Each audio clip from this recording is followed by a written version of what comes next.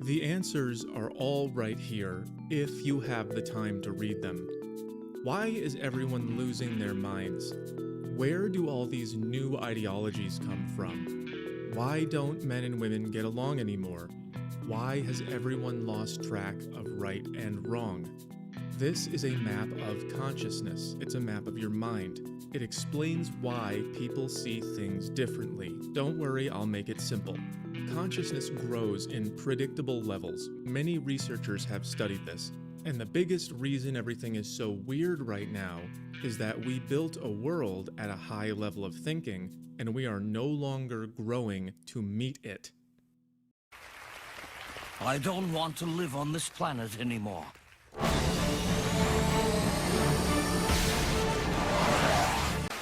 What makes liberals and conservatives so at odds with each other? Could it be that they prioritise different solutions to the problems facing the world? Could it be that they represent two different wings of mainstream capitalism whose lack of material analysis means they can never implement any real solutions to the problems they claim to care about? But one of them is fundamentally more bigoted and more cruel for no reason? Well, according to the conservative internet sphere, the answer to the question of what makes liberals and conservatives so at odds is neither of those things. And the real answer is that conservatives care about their community, and that liberals fundamentally care about rocks and bugs more than people. I wish I was joking. What if I gave you 100% of my love and devotion, and I gave you all of the good guy stuff I had to give? Would you dump him for me? And she got really quiet.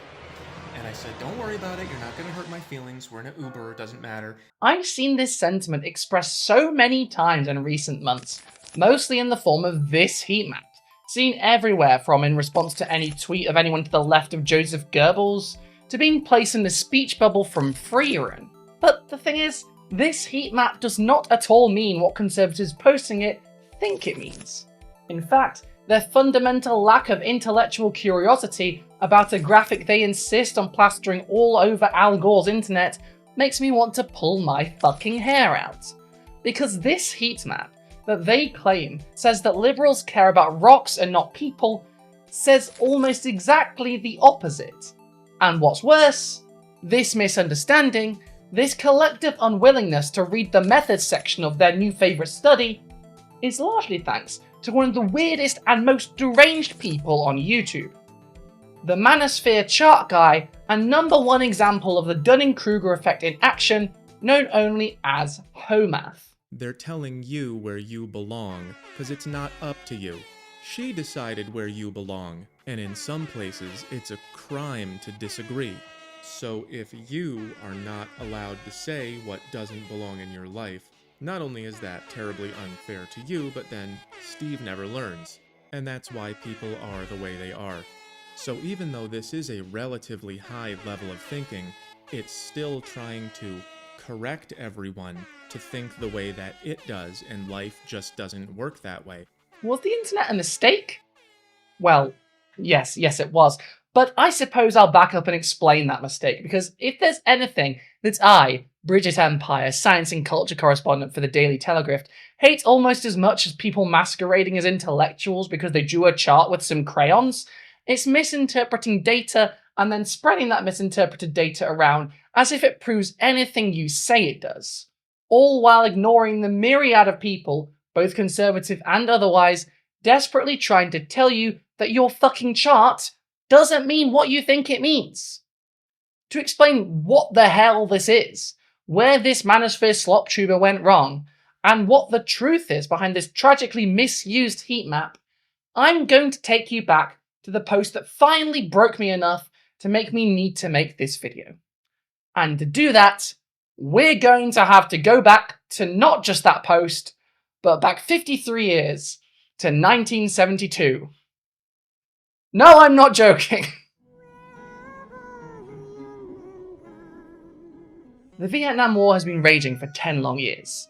The anti-war movement, long campaigning against the brutal invasion of a country a whole world away from the USA, had long since been vindicated. After a decade of fighting, of outrage from people at home, and deaths of many abroad, there was still no end in sight for the American army. The Viet Cong knew the terrain too well. They were too smart, too determined, and they were fighting for their home and their lives. They had stakes. The Americans, well, what they were even fighting for was still an open question. The Vietnamese people would beat back the invaders on their soil, and Ho Chi Minh would become the father of a united socialist Vietnam. But before that could happen, a certain American actress took the long journey over to Hanoi. Jane Fonda was about to earn herself the nickname Hanoi Jane. The American press is very invented. Come on, you couldn't do better than Hanoi Jane? You know, Viet Fonda? Ho Chi Jane? Saigon Girl? I'm just spitballing here, but I'm starting to think that anti-communist American journalists just don't have the juice if I can do better from half a century and an ocean away. While in Vietnam, Jane Fonda appeared on 10 separate radio programs to denounce the US military's policy in Vietnam and to appeal to American pilots to cease bombing non-military targets. Something that anyone who knows about this period in history knows was a very noble goal. After all, the United States famously riddled Vietnam with Agent Orange, a pesticide used at 20 times the concentration used to kill plants, that defoliated millions of acres of farmland, rendering the soil poisoned for decades and poisoning 3 million Vietnamese, including causing over 150,000 birth defects in Vietnamese children. The intent was to destroy forests, mangroves, and farmland, and that's just if you take the US at its word. Either way, the result was even more horrific. The kind of people that remember these events with hate in their hearts in the US, however, do not resent the horrific things done to the Vietnamese, Laotians, and Cambodian people during the war, but instead resent the fact that Jane Fonda, an American actor, was there, and on the wrong side. During the trip, a photograph was taken of Fonda sat on an anti-aircraft gun, which was spread around US media with the implication that she was imitating shooting down American planes. Now, given the Americans were literally the invading party in that war, if that's what she was doing, the reaction to that was kind of nuts. I would like to think that most of us can agree that invading countries and slaughtering people in their homes is bad. But Jane Fonda was hated for years for this, and for her actions in Vietnam as a vocal part of the anti-war movement. For decades, her name was synonymous with the idea of a crazy activist and a traitor. For the crime of trying to get her government to stop ruthlessly thousands in their homes because they had the goal to want socialism instead of being a vassal state for the USA like much of the world was becoming. And it is this sentiment that brings us to me coming across the heat map that supposedly implies all liberals are weird aliens whose priorities are entirely backwards, even though it doesn't. And it's thanks to this Twitter interaction. From now on until the end of memory, never forget this. Never forget what Jane Fonda did. Never forget her giving aid and comfort and support to the enemy. This, ladies and gentlemen, is treason in its purest sense. Bookmark this. Forward this. Never forget this. Ever. When she visited the POWs, one of them slipped her a note to be delivered to the US authorities. She gave the note to the NVA. They damn near POW. They were flabbergasted she would turn on them like that. CC at It's Her Math for his good/evil thing. Enter the heat map, posted by its most dedicated soldier, a YouTuber who thinks he has incredibly deep insights into how relationships work because he draws charts with crayons and writes his own preconceived notions of how hoes think into them. The ultimate stupid person's smart person. And onto this heat map, he has helpfully made the Conservatives the Chad meme from 10 years ago, and the Liberals the coping and seething Wojak. A cool and normal thing that a serious intellectual would do. Also, it's weirdly throwing shade at trans people and straight up calling liberals R-worded psychopaths, which is, again, a real sign that someone is actually smart, and not just a dumbass who everyone assumes is smart because he has no friends and is terrible at sports, when in reality, a capuchin monkey could beat him at a spelling bee, and the reason he has no friends is because he has horrible opinions like this, and speaks about both liberals and women as if they are literal demons from hell. But that's the level of intellectual we have on YouTube, I suppose. Yes, glass houses and all that, but I accept that I'm flawed. I'm a glorified court jester with a PhD, whereas Homath is apparently writing a book on his incredibly thought-out opinions of women in relationships, and says things like this about himself. Apparently, I have solved Hume's is-ought problem with a Twitter post I wrote while waiting for my coffee to kick in before making a soy boy-shaming YouTube video. I'm not familiar with is-ought, but from what I can tell, it appears to be a philosophical problem describing how what ought to be cannot be determined from what is. This requires a ton of unpacking, which I will do in a video, but I believe that the problem is solved by treating desires as objects, a felt desire for a thing that exists, and then examining the consequences of acting out that desire. If the consequences do not extend to another person's territory, needs unpacking, then the desire ought to be engaged. Maybe I'll find out later that I'm wrong, but this afternoon deserves a good "I solve philosophy" post anyway. This image is what Grok thinks I look like, solving philosophy. Pretty accurate, to be honest. This, and I'm putting this very lightly, is bonkers. If you think you have solved an ongoing philosophical dispute with a tweet, and you've not even heard of this problem before, you have not solved philosophy. You are, at best, living with a massively overinflated sense of self-importance and overestimating your own intelligence. And at worst, you might genuinely be unwell and in need of intervention. And based on this next post, I think it may well be the latter. People always ask me how I understand people so well.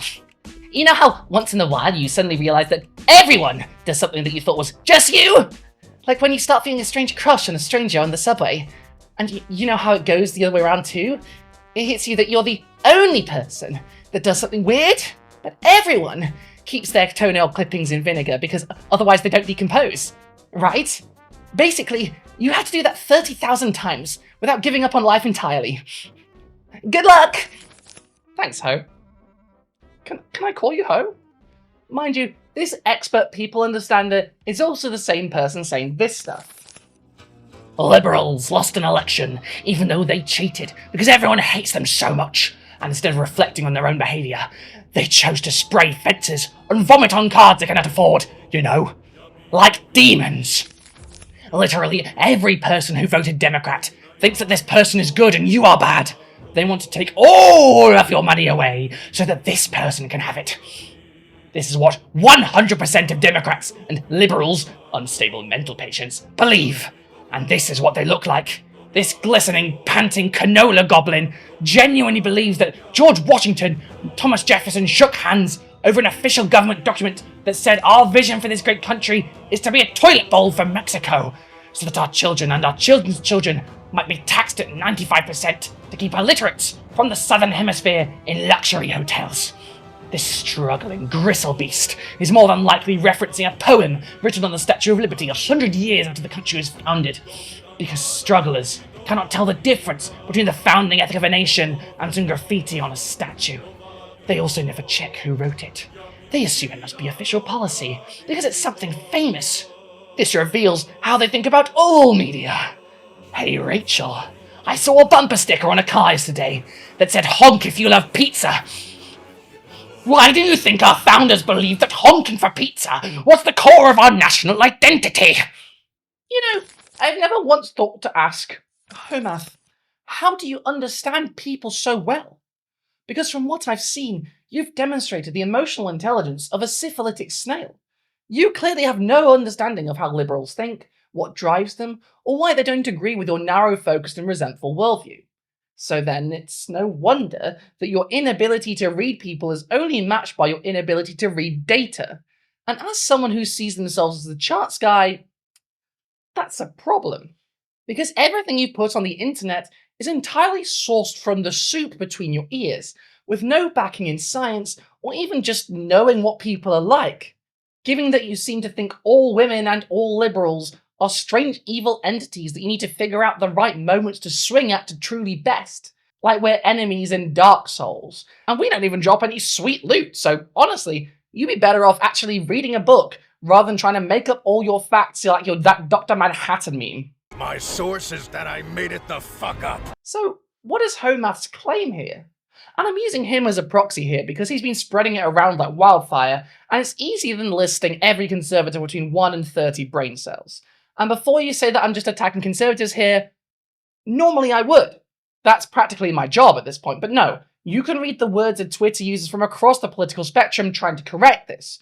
From people on the left, obviously frustrated by the lies used to smear them as fundamentally inhuman monsters, to conservatives that actually know a thing about science, increasingly annoyed that the proliferation of this obvious misreading of a publicly available scientific study is making conservatives look like a bunch of illiterate dum-dums. Which, to be fair, a lot of them are. Very important act, the Genius Act.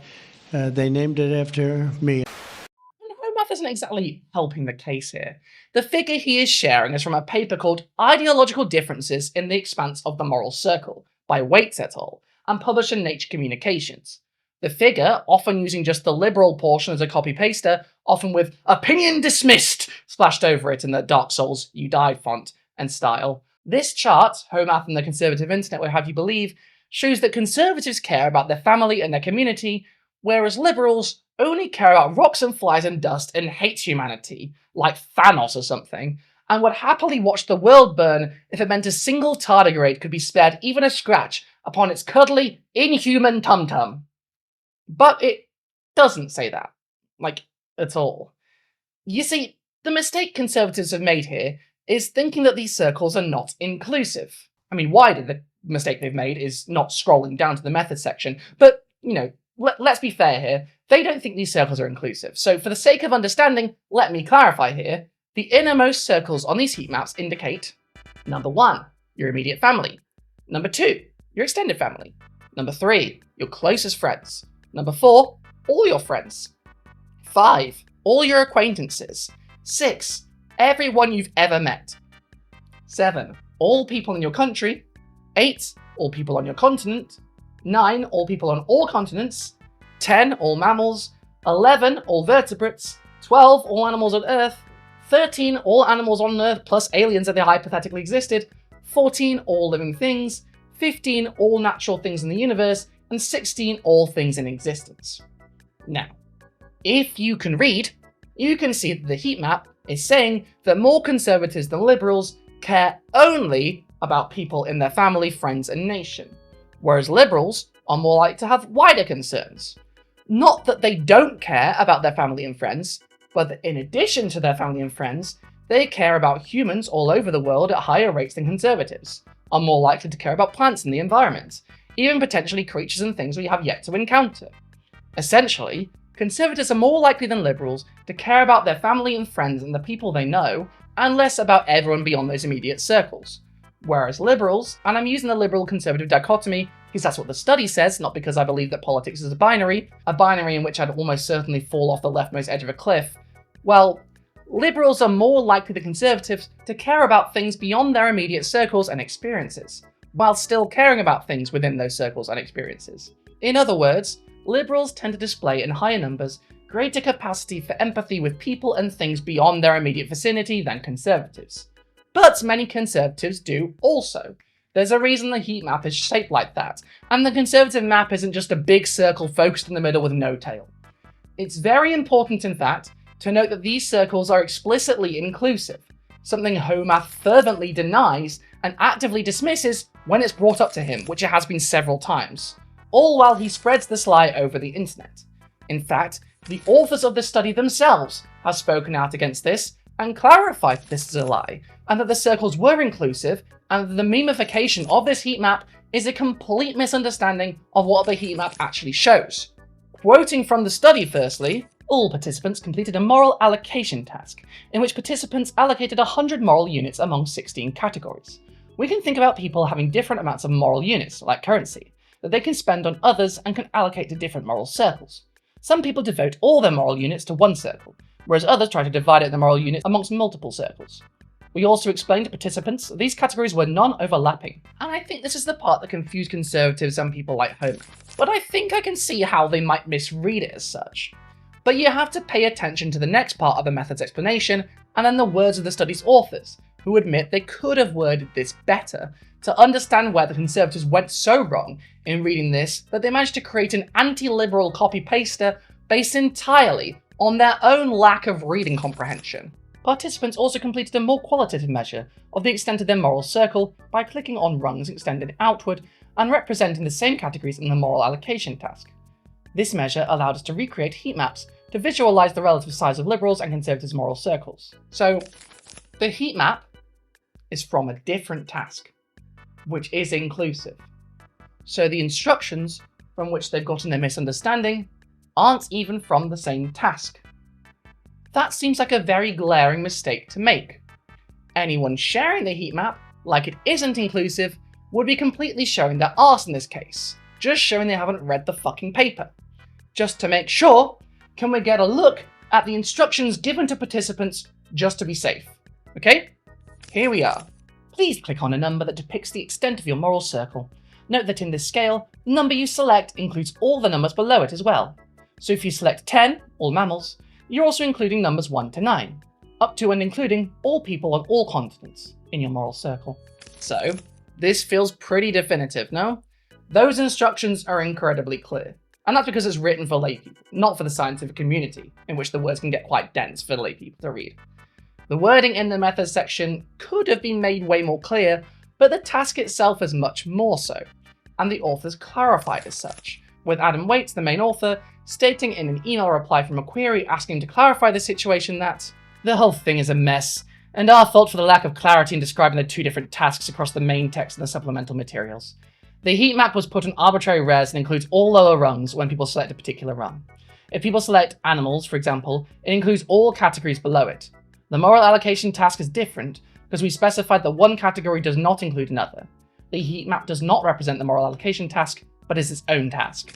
So, it's proportional, which makes sense, unless you happen to be one of those people that thinks of all liberals as cockroaches who fundamentally cannot be tolerated in a sane society. And I'm sure no one could possibly both have that extremely niche and out-of-touch opinion, be unable to read graphs, and be arrogant enough to dismiss multiple clarifications of the graphs they failed to read from the very person who made those graphs. I mean, that would take someone completely detached from reality.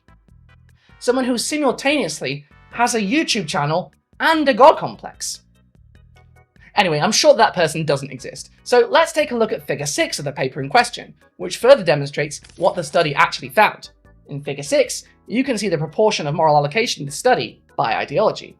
As you can see, both conservatives and liberals weigh humans more than non-humans, which is a far cry from liberals caring more about rocks than people. They categorically do not. And this figure clarifies they care more about humans than non-humans, for the most part. They do, however, care about non-humans more than conservatives do, proportional to how much they care about humans. This does not mean that they don't care about humans, but they also care about other things, such as animals and the planet we're all living on, and that without we'd all be floating in space, freezing and suffocating. So, it makes sense to care about that. Conservatives care about non-humans at lower rates compared to humans, the more conservative they are.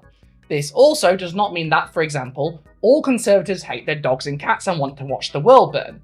It's a difference in proportions, not a binary score where you either love humans and hate everything else, or in the words of a certain extremely normal YouTube personality, care about rocks and dust more than people. And to think that, you'd need to be so bad at reading comprehension that you fundamentally need to stop trying to read scientific papers, because they are way beyond your skill level, and go back to reading material more on your level. Like Captain Underpants, or Elon Musk's Twitter feed. Fundamentally, conservatives read the instructions for one task, and assumed it was for the other task, and are now running with it. But, now that it's been clarified in clear terms that even a 5-year-old can understand that the heat map is inclusive, surely, this will make conservatives stop spreading this misinformation and making themselves look more illiterate than a medieval peasant trying to decrypt your WhatsApp messages.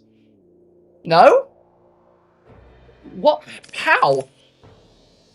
Take this to the corners of the earth, that all who are decent upon its face may rebuke the lies of the deceiver as they pour through the mouths of its serpents. This is a perfect example of what I'm going to start calling Santaism, as in believing that Santa brings infinity free goodies. Therefore, if you don't share your effortless infinite wealth, you are a meanie. Believe it or not, leftoid mud goblins actually lack the cognitive ability to process thoughts like white men or family or whoever else I hate are actual humans who have material needs, and it hurts them when I vote to steal what they worked for and hand it out for free to all 8 billion people on Earth. And what the hell, some tadpoles in Laos too, why not? So in this leftist, tone-deaf, cringecore, text wall meme, what's being expressed is, Trump supporters measure his success by how effectively he gets rid of people they don't want, giving them a free ride in the US. But since Santa gives them infinity free shit, they can effortlessly afford to support the entire third world. Therefore, they do not have anything to gain from removing this useless and often violent burdens, and the only thing they can possibly enjoy about this process is the pain it causes to illiterates from Sierra Leone. Leftists do not think of you as real people with real needs at all, and the heat map remains undefeated. People always ask me how I understand people so well. More proof of the chart. Soon we will recognize and criminalize leftism. Liberals quite literally love rocks and dust more than you. Instead of arguing with them, tell them to shut up and sit on a space rock. People always ask me how I understand people so well. Did you know that liberals have more empathy? You can tell by the way they yap about how much they love people on the other side of the planet, while openly hating and fucking over their neighbors. Because empathy is when you write down checks with your mouth that you cash with your neighbor's wallet, not when you understand and honor the needs and feelings of the people right next to you. Not a single one of them will learn a thing from this, though. It's easier to feel right when you say a lot of nice things you never have to back up, and that's all they care about. People always ask me how I understand people so well. Liberals, hateful leeching perverts. Every organism capable of bipedal locomotion should be given a free mansion at taxpayer expense and be pardoned for all future crimes as soon as they cross the border, legal or not, and you should pay for it. Gollum! Go! Gollum! And if you don't agree, you're a dangerous terrorist and I get to kill you. If you still think that being liberal doesn't exist anymore is the right option, there's something badly wrong with you. It's either denial approaching psychosis, or one or more personality disorders that cause you to deceive and manipulate others for your own benefits, even if that benefits is simply just hurting people who are better than you because it makes you feel good. Gollum! Gollum! People always ask me how I understand people so well. I saw a bunch of people say it was hard to read this graph, so I explained it. It explained the core of why liberals are so mentally ill. They care more about aliens and space dust than they do about their own families and nations, according to their own voluntary choices. In my opinion, this mental illness is caused by stunted psychological development, resulting in adults who value fitting in and receiving praise and social status more than they value grown-up things like stopping crime and preventing the global IQ from falling to a level where no one can keep the electricity on. I care more about everything than you. I care about immigrants. I care about all animals. I care about fish and rocks. That's how the purity spiral works. They compete to virtue signal, I care more than you because I care about things more than you, and they totally ignore the value differences between those things. Some percentage of these liberals are probably just hateful, and they only claim to have this pattern of empathy to appear to be moral, while actually being cruel to everyone around them, and being kind to no one and nothing. This graph shows the farthest away thing you care about. Read the text! You're wrong! No one bothered to put the explanations there, except me. Are you going to correct it then, since this explanation is not accurate? It doesn't make any sense. What makes sense is that conservatives clicked, I care about people close to me, and liberals clicked, I care about bugs on another planet. Those are the only actions they took in the study. It doesn't matter at all if there's a paragraph saying, you're the super bestest if you click the bigger number. What matters is the impulse to privilege one category over another. People always ask me how I understand people so well. People always ask me how I understand people so well. The Dunning-Kruger effect is a phenomenon of cognitive bias, wherein people with limited competence in a subject wildly overestimate their abilities. Or in the words of the British Psychological Society, the Dunning-Kruger effect suggests that unknowledgeable people lack the very expertise they need to recognise their lack of expertise. They thus overrate their knowledge and performance. The term Dunning-Kruger effect and our current understanding of the phenomenon comes from the 1999 study by Justin Kruger and David Dunning, titled Unskilled and Unaware of It, How Difficulties in Recognizing One's Own Incompetence Lead to Inflated Self-Assessments. Despite some detractors, evidence for this phenomenon has built in the decades since, with examples found involving, from the BPS, medical residents, gun owners, chess tournaments, debate teams, beginning aviators, and hospital lab techs. Fundamentally, lack of skill in the field can lead to people, according to Kruger and Dunning themselves, being unable to distinguish accuracy from error. In other words, they are too ignorant to understand when they are wrong. In fact, the original study on this found that by improving the skills of participants, they gained a greater ability to recognize the limitations of their abilities. The more you know you don't know. And the less you know, well, then you can go around saying you solved the is-ought problem in a tweet about soy boys, claim that the authors of the study are wrong about their own heat maps because it doesn't make sense in your worldview, or making a whole channel of videos of complete nonsense based on no data and no real experience, stuffed into charts drawn with crayons, and presented as genuine educational material. She valued being in his harem more than having me all to herself, because in her evaluation she likes men that have more than I do. And so this is a lesson that I'm really hoping that women can learn. I'm hoping that I can get it through to some women. When I first came across Homath's YouTube channel, I assumed it was a satire. Now, after watching dozens of his videos, full of charts and authoritatively stated declarations about how women and men behave and interact with absolutely no evidence or basis in reality, and seeing his internet meltdown about how liberals are literally evil demons from hell, I have realized that no, he's not a satirist. He's not even just a dangerously misinformed conservative masquerading as an intellectual despite having the brain capacity of a Huffington potato. He is the ultimate manifestation of the Dunning-Kruger effect. He knows nothing. And so, he believes he knows everything. Human behavior, dating advice, philosophy, science, everything he touches, he immediately claims to understand. Often better than the very people who wrote the studies he's misunderstanding, or the philosophers who spent decades, if not centuries, puzzling over issues they could have easily solved if they just sent a DM to a Twitter account called Homath. In fact, the size of his following is incredibly worrying considering this. This lie that the more feminist things get, the happier everyone's gonna be, it just is not real life. So many people have flocked to this absolute buffoon, taking advice from him on how to get women as if he's some sort of genius, when in reality, the only remarkable thing about him is that he's so ignorant, he circled back around to thinking he's one of the greatest philosophers of all time.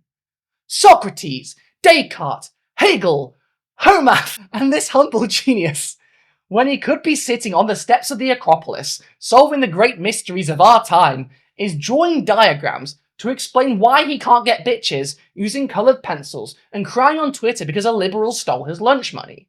Homath's entire channel is a nonsensical pseudoscientific mess that I just can't look away from. This man thinks he's the definitive expert on relationship dynamics. But Roosh V had a better understanding of female psychology than this guy. The only thing distinguishing him from Andrew Tate is that Andrew Tate works out and does massive sex crimes, whereas this guy just draws charts and cries himself to sleep. Homath thinks he's a mathematician, but he's not a mathematician. He's not any sort of expert in the slightest. He's just the YouTube generation's time cube guy. To the best of your knowledge, are you the first person to have discovered the time cube? Yes, I can't find anything anywhere. They threw me, I used to get on some of the internet scientific and philosophy board, and they threw me off because I wasn't compromised with them. And so that's the reason I started the time cube. The Time Cube was a conspiracy theory and website that pertained to have uncovered a worldwide conspiracy encompassing many different facets, trying to cover up that each day is actually 4 separate days happening all at once. This might sound like a parody of conspiracy theories, but it was 100% real, and was made in 1997 by a man named Otis Eugene Ray as his theory of everything. Despite being obviously complete nonsense, it nonetheless went the late 90s equivalent of viral, more as a subject of fascination than something anyone besides Ray actually believed.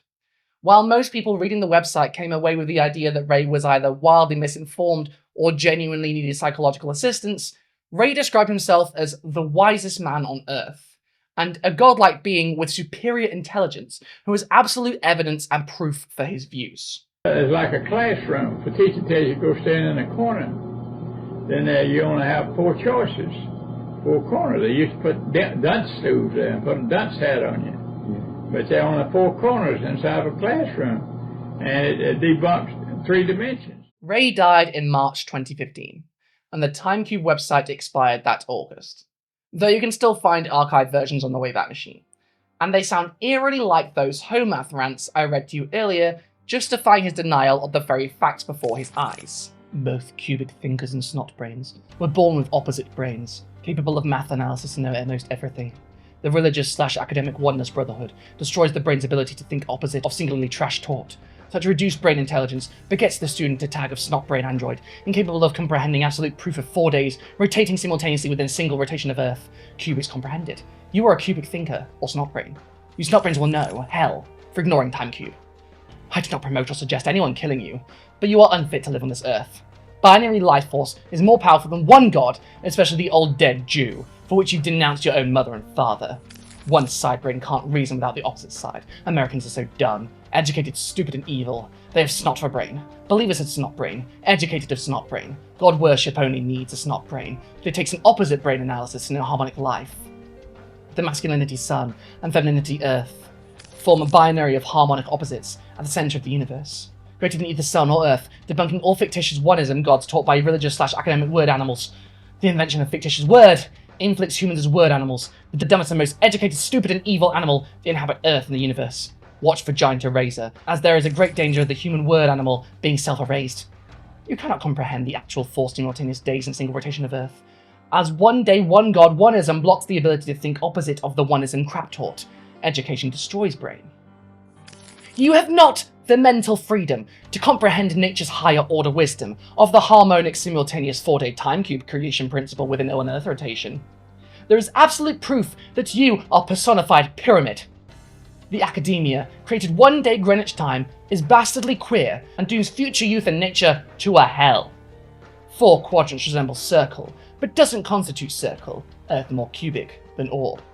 Truth about Santa Claus debunks Santa God. God evolves from Santa. Ray was completely and totally convinced that he had solved the mysteries of the universe, and he would not hear otherwise. He was so certain that he offered either $1,000 or $10,000, depending on where you're reading it, to anyone who could disprove his theory. As far as we know, he died without having ever conceded and giving the prize money away. From what we can tell, he also never got the help that he clearly needed. After years of being essentially made into a lolcow for being proudly unhinged online, he died a decade before this video was made, presumably of the cancer he apparently had, if that was not a lie too. Commenting on his mental health, he said, "My wisdom so antiquates known knowledge that a psychiatrist examining my behaviour, eccentric by his academic single-corner knowledge, knows no course other than to judge me schizophrenic. In today's society of greed, men of word illusion are elected to lead, and wise men are condemned. You must establish a chair of wisdom to empower wise men over the stupid intelligentsia, or perish." As far as we know, he might have been right. Maybe psychiatrists were misdiagnosing him. But from his erratic behaviour online, it's clear he wasn't thinking things through clearly. And maybe he could have used a helping hand. Or at least someone that cares reaching out to him. One that apparently never came, and that never stopped him from becoming infamous on the internet, thinking he was uncovering the greatest and most sinister conspiracy of all time.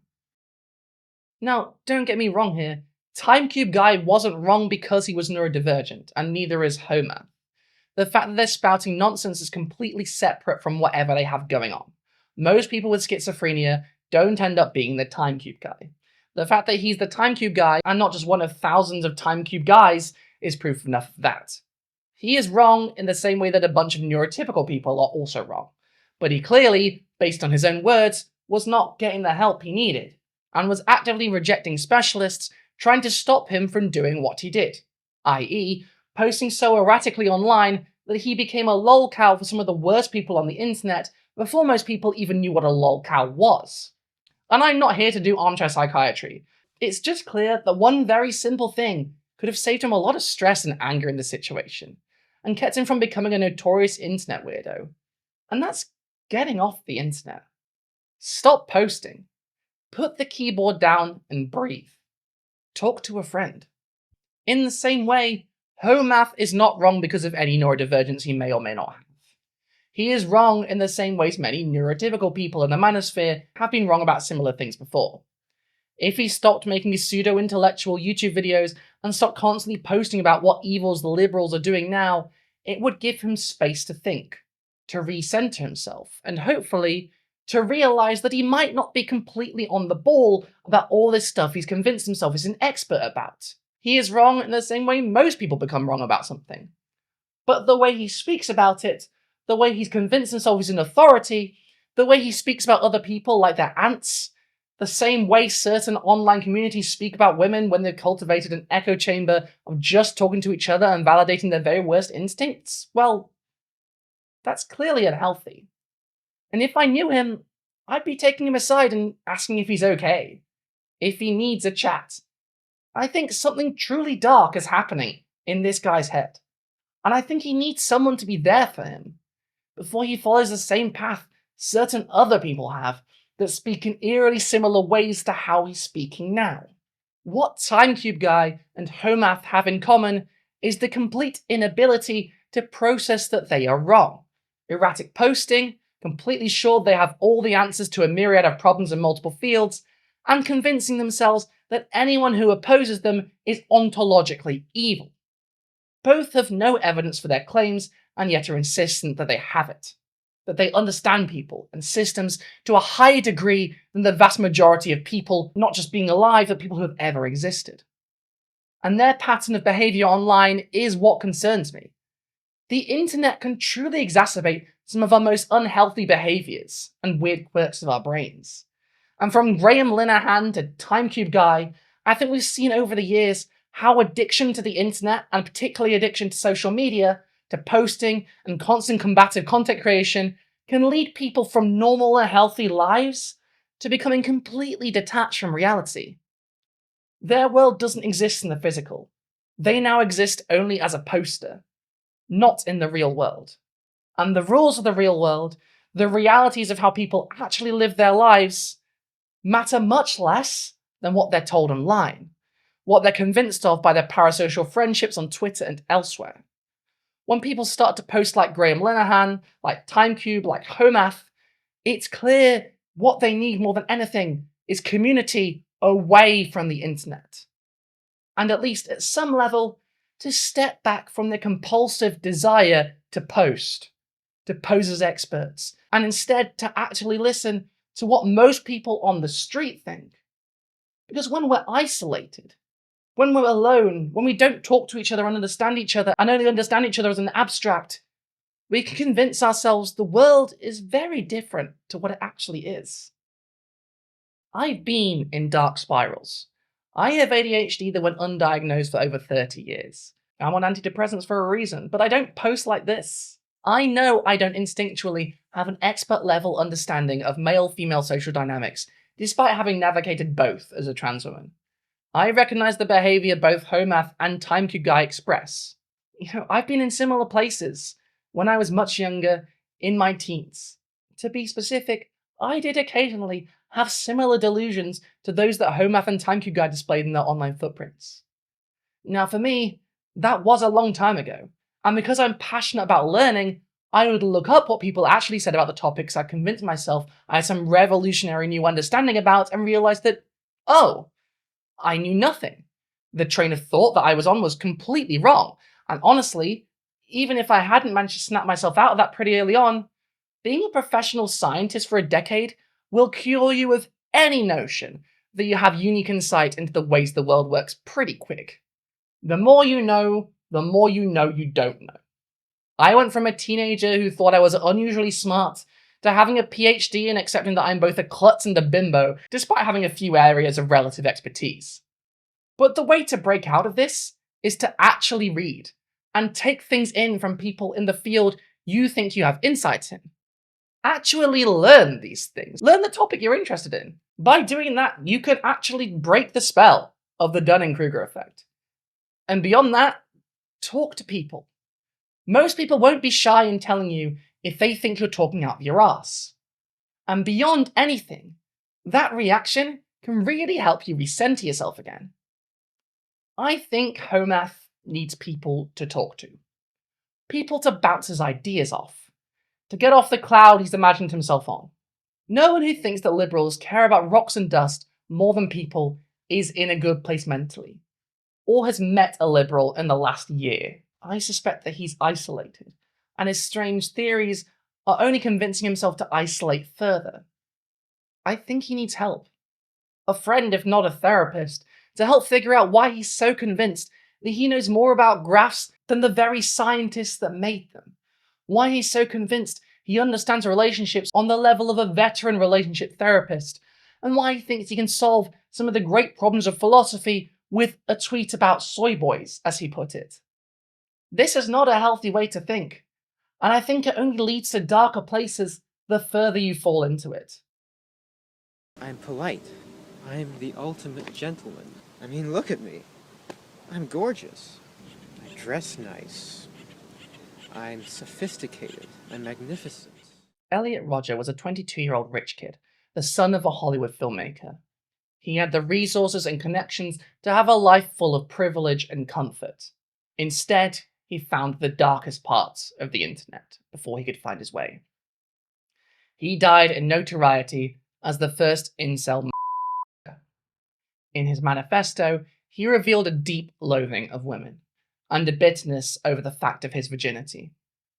He could not process the disconnect between his lack of success with women with his view of himself as the ideal magnificent gentleman.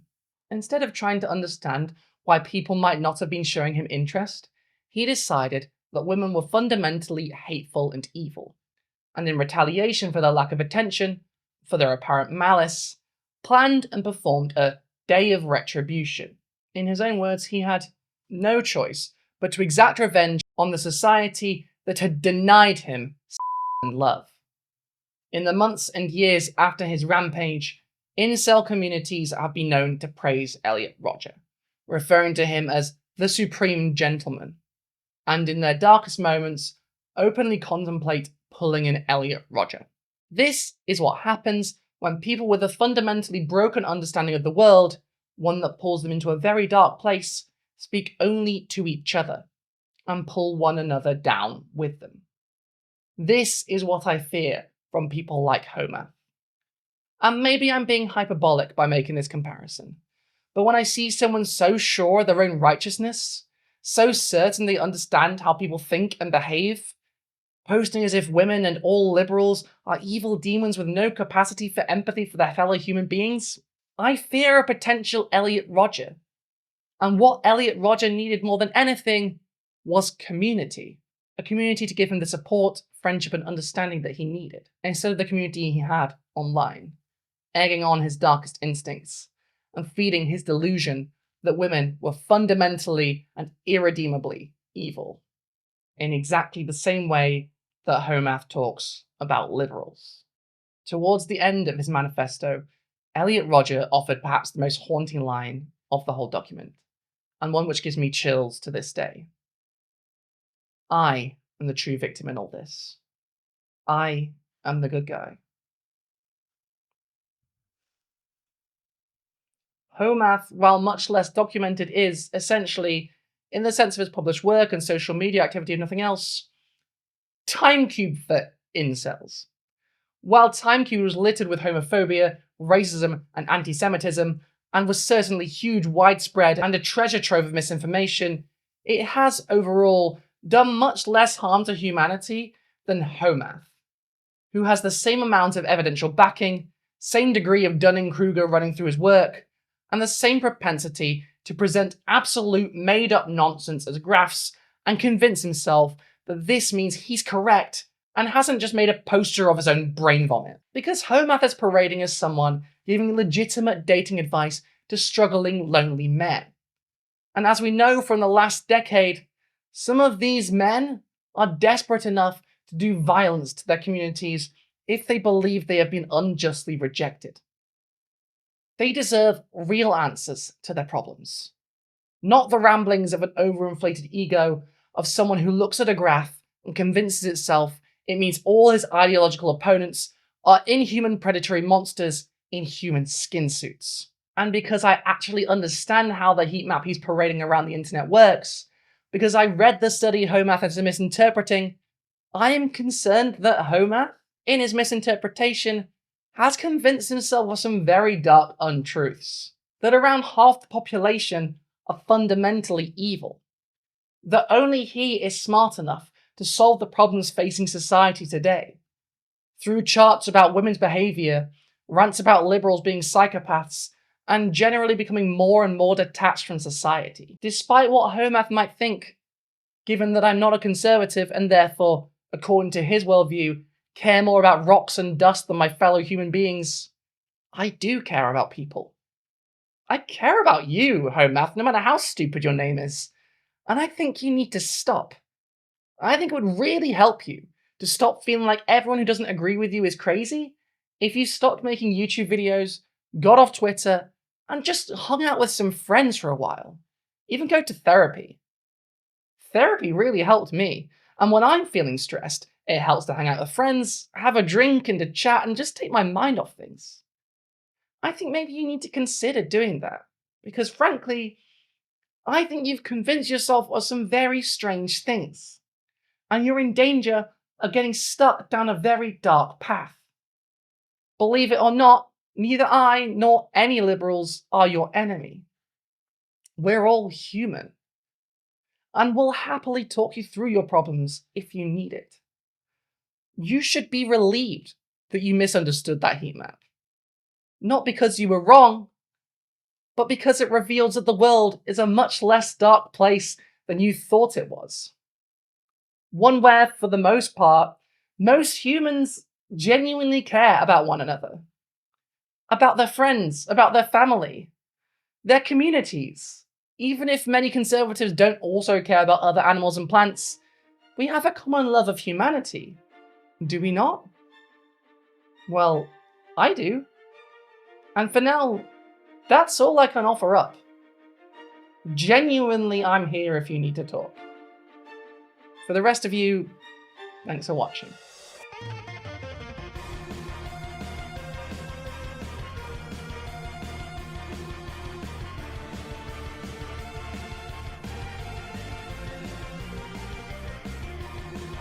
Hey, thank you for watching this video all the way to the end. If you liked it, give it a like, leave a comment, subscribe, tell your friends, share it everywhere. This was a lot of work for this one.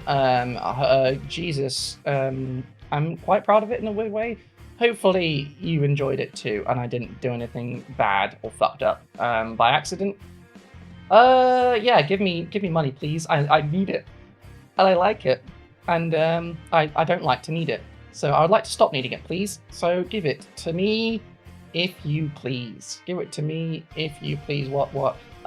You can give me donations on Coffee or PayPal. Give me 2,000 of your Great British pounds. Unless you don't have that, in which case don't, because I don't want you to go into debt like I have. Links below, as always. And you can also, if you like, for regular stuff and to get benefits, sign up to my Patreon or YouTube memberships, where you can get early videos, access to the members in the Discord, my Nintendo Switch friend code, and exclusive content such as long-form interviews with some of your favourite people. Not if you're home, I won't be your favourite people because they're all like leftists.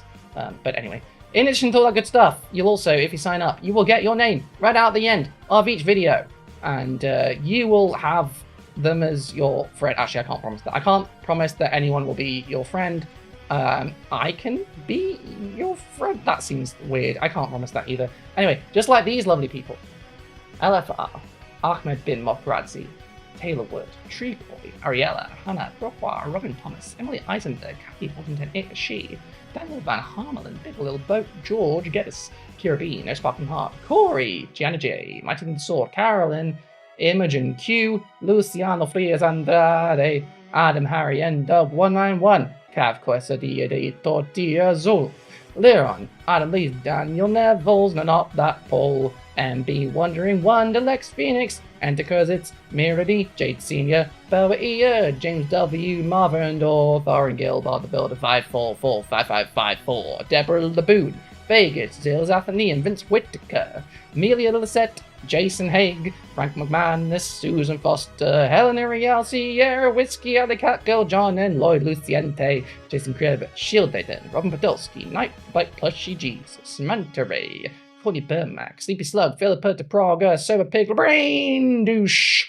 Artie Wolf, Greg Noble, Deanna Merlin, Caroline Regalado, Alexandria Lilly, PJ Lisbrough, Howard Lochner, Nia, Scarjan, Melissa Allen, Bob Bergler, Taxis Builds Things, Sarah Francesca Smith, and Rachel. Have an excellent one. Go enjoy your life. Touch grass at least once a week. Unless you don't have grass nearby, in which case, get a house plant. Oh, Jesus. Okay, don't take dating advice from a YouTuber. Yeah, I mean, I was gonna elaborate. No, just don't take dating advice from a YouTuber. I mean, I wouldn't. I wouldn't. I mean, I can give you advice if you want it. I can give it to you, but I wouldn't take it. I don't think it's very good. No. All right. Bye.